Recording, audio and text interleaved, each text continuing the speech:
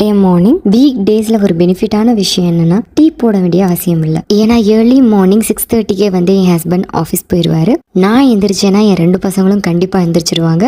அவங்க அந்த டைம்ல எந்திரிச்சாங்கன்னா சமாளிக்கிறது ரொம்ப கஷ்டம். நானே போட்டு குடிச்சிட்டு போறேன்ட்டு எனக்கும் சேர்த்து போட்டு வச்சுட்டு போயிடுவாரு. அவருக்கு பிரேக்ஃபாஸ்ட் லஞ்ச் எல்லாமே ஆஃபீஸ்லேயே ப்ரொவைட் பண்ணிடுவாங்க.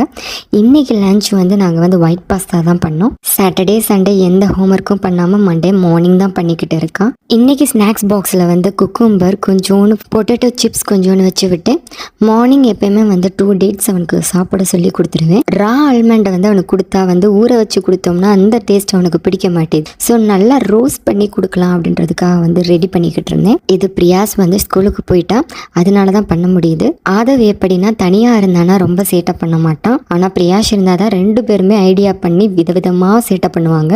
நேற்று சிக்கன் அதிகமாக எடுத்துக்கிட்டனால இன்னைக்கு சிம்பிளாக கர்ட் ரைஸே பண்ணிட்டோம்.